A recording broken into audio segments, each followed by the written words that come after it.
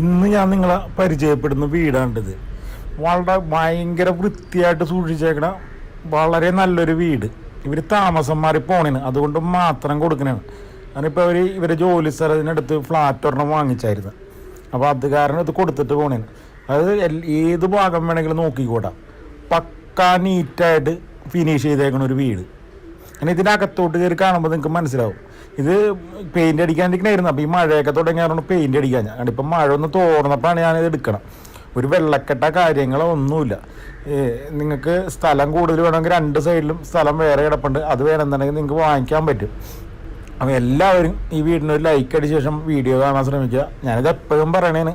അപ്പോൾ നിങ്ങളെല്ലാവരും ലൈക്ക് അടിക്കുമെന്ന് എനിക്കറിയാം. അപ്പോൾ എല്ലാവരും ലൈക്ക് അടിക്കാതിരിക്കരുത്. അപ്പോൾ നമുക്ക് ഇനി വീടിൻ്റെ അകത്തോട്ട് കയറാം. അകത്തോട്ട് കയറുമ്പോഴാണ് നമ്മൾ ഒരു കാര്യങ്ങൾ കാണാം. ഈ വീടിന് 5 ബെഡ്റൂമാണ് വന്നത്. അവിടെ കാർ പോർച്ച്. കാരണം ഇതൊരു മീഡിയം ബഡ്ജറ്റ് വീടാണിത്. നിങ്ങളുടെ ഹെവി ബഡ്ജറ്റൊന്നുമില്ല, ഒരു ഇടത്തരം ഫാമിലിക്ക് പറ്റിയ ഒരു മീഡിയം ബഡ്ജറ്റ് വീട്. അങ്ങനെ ഇപ്പം ഈ മതിലിൻ്റെ തൊട്ടപ്പുറത്ത് സ്ഥലം കാണാം. ഇതെല്ലാം കൊടുക്കാൻ വേണ്ടിയിട്ടേക്കാണ്. നേരെ റോഡാണ്, ഈ പറമ്പ് കഴിഞ്ഞാൽ നേരെ റോഡാണ്. ആ ബസ് റൂട്ടിലോട്ട് ഒരു 100 മീറ്റർ അത്ര ഉണ്ടാവുള്ളൂ ബസ് റൂട്ടിലോട്ട്. ഇവിടെയൊക്കെ അത്യാവശ്യം സ്ഥലങ്ങളുണ്ട്.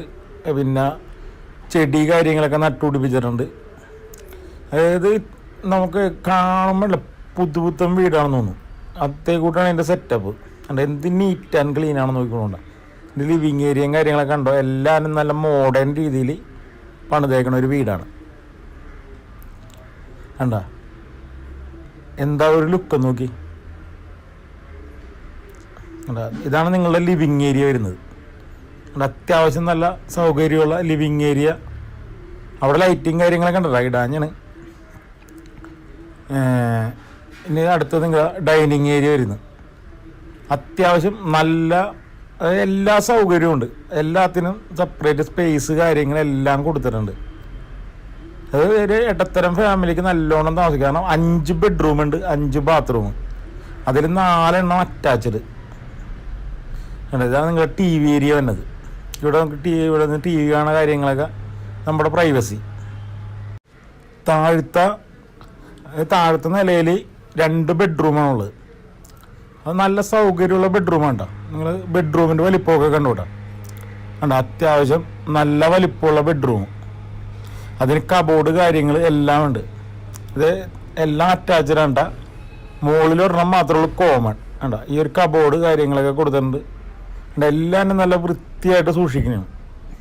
ഞങ്ങൾ ബാത്റൂമൊക്കെ ഉണ്ട്. അത്യാവശ്യം നല്ല സൗകര്യമുള്ള ബാത്റൂമാണ്.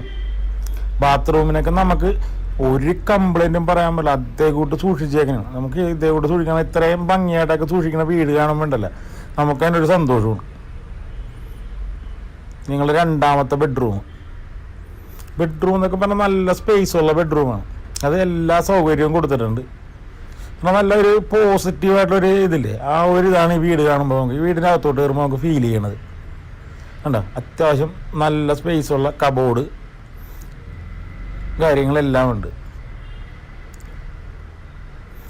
നിങ്ങൾ ഉണ്ടോ നോക്കിക്കോട്ടോ. ബാത്റൂമൊക്കെ ഉണ്ടോ, എന്ത് നീറ്റ് ആൻഡ് ക്ലീൻ ആണെന്ന് നോക്കി. അത്രയും നല്ല സെറ്റപ്പിലാണ് ഈ വീട് സൂക്ഷിക്കുന്നത്. ഇനി ഈ വീടിൻ്റെ ലൊക്കേഷൻ പറയാം.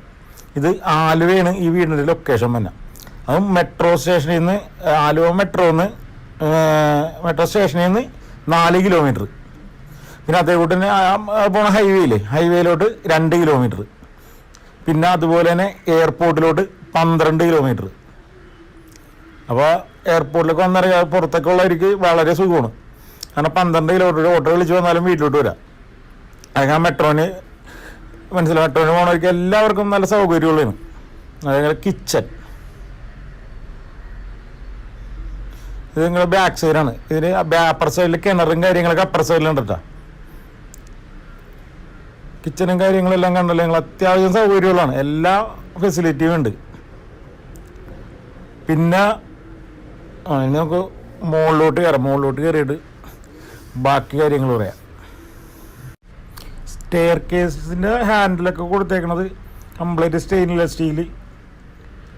പിന്നെ മുകളിലോട്ട് ചെല്ലുമ്പോൾ തന്നെ നല്ല വിശാലമായൊരു ഹാളാണ്. ഈ വീടിൻ്റെ സ്ക്വയർ ഫീറ്റ് വരുന്നത് 2250 സ്ക്വയർ ഫീറ്റാണ് വരുന്നത്. ഇതണ്ട ആ നല്ല വിശാലമായൊരു ഹാള്, അത്യാവശ്യം നല്ല വിശാലമായ ഹാളെന്ന് തന്നെ പറയാം. ഇവിടെ മുകളിലത്തെ നിലയിൽ 3 ബെഡ്റൂമാണ് വന്നത്. അത് നിങ്ങൾക്ക് എങ്ങാട് പോകാനും സൗകര്യമെന്നുള്ളതാണ്. പിന്നെ റെയിൽവേ സ്റ്റേഷൻ അങ്ങനെ എല്ലാവരും ആലുവ ടൗണിനോട് ബന്ധിച്ച് എല്ലാവരും അടുത്തടുത്താണ്. ഉണ്ടോ, ഒരേ ബെഡ്റൂമായിട്ട് നമുക്ക് കാണാം. ഉണ്ടോ, ബെഡ്റൂമിൻ്റെയൊക്കെ വലിപ്പം നോക്കി നിങ്ങൾ, ഒരു ബെഡ്റൂം പോലും ഇടുങ്ങിയതില്ലെന്നുള്ളതാണ്. പിന്നെ ഈ വീടിൻ്റെ വില ഇവർ ചോദിക്കണ വില എന്ന് വെച്ചിട്ടുണ്ടെങ്കിൽ 75 ലക്ഷം രൂപയുള്ളൂ. ഇത്ര 5 ബെഡ്റൂമുള്ള ഈ വീടിന് ചോദിക്കണ 75 ലക്ഷം രൂപയാണ്. അത് നെഗോഷ്യബിൾ ആണ്, നമുക്ക് സംസാരിക്കാവുന്ന കാര്യമുള്ളൂ.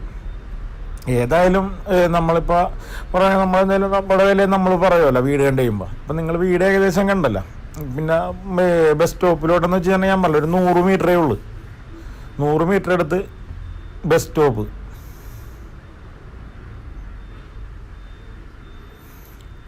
ഇനി ഇതിവിടെ ഒരു കോമൺ ബാത്റൂം കൊടുത്തിട്ടുണ്ട് മുകളിലത്തെ നിലയിൽ ഞാൻ നേരത്തെ പറഞ്ഞില്ലേ, 2 എണ്ണത്തിന് മാത്രം അറ്റാച്ച്ഡ് ഉള്ളു, ഒരെണ്ണത്തിനാണ് കോമൺ കൊടുത്തേക്കണം. എല്ലാ സൗകര്യമുള്ള നല്ലൊരു വീട് തന്നെ പറയാം. ഇത് നിങ്ങളുടെ 2ാമത്തെ ബെഡ്റൂം മുകളിലത്തെ നിലയിലാണ്. എല്ലാവരും നല്ല വലിപ്പമുള്ള ബാത്റൂം, ഇതും അറ്റാച്ച്ഡാണ്. എന്താ ഒരു നീറ്റ് ആൻഡ് ക്ലീൻ നോക്കി. അത്യാവശ്യം ഞാൻ പറഞ്ഞു ബസ് സ്റ്റോപ്പിലോട്ട് 100 മീറ്ററേ ഉള്ളൂ, മെട്രോ സ്റ്റേഷനിലോട്ട് 4 കിലോമീറ്റർ, ആ മെട്രോ പോണ സ്റ്റേറ്റ് ഹൈവേയിലോട്ട് 2 കിലോമീറ്റർ.